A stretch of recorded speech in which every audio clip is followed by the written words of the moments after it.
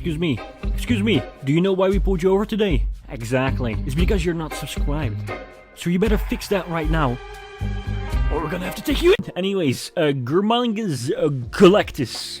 Germangus Galactus, okay?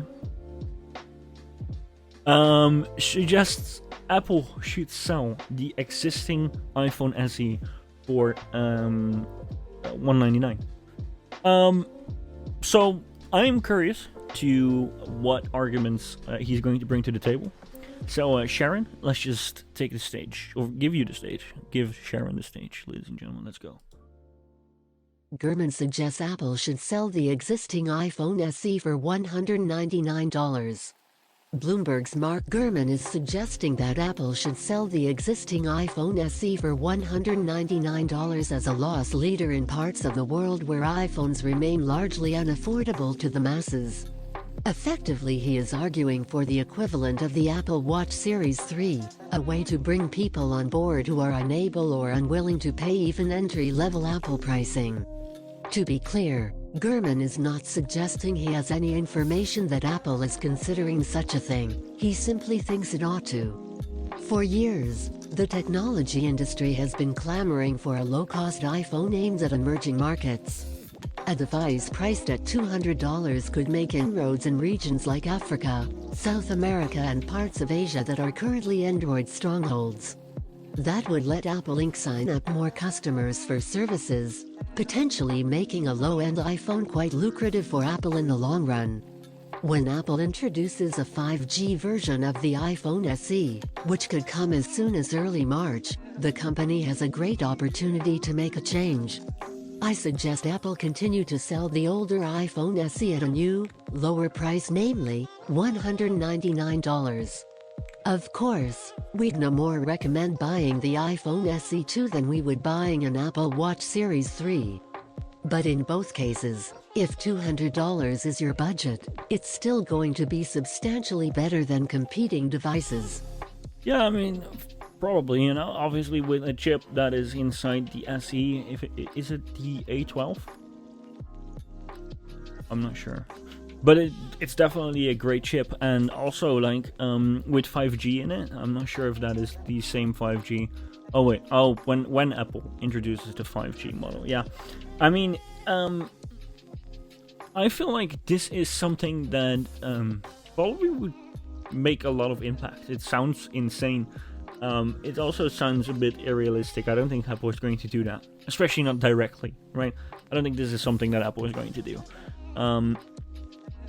Yeah, I don't know, but it would make massive impact on the market, especially like it would just destroy it. Exactly, like $200 phone, $200 would destroy the market. Yeah, exactly. But I'm not sure if it's smart. No, me neither. Right? That is the main discussion here, because if you feel like this is going to destroy the market, which is fine, right? You're going to sell a lot of iPhones, but it's also just going to bring down a little bit of the magic of buying an iPhone, because it's just an entire budget phone, right? But they can do it like the S3. I'm not like the Apple Watch, like how they said it here as well. But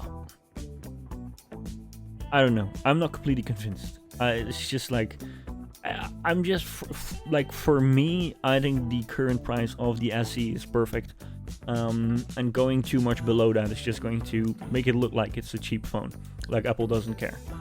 But maybe that's just me. I don't know, dude.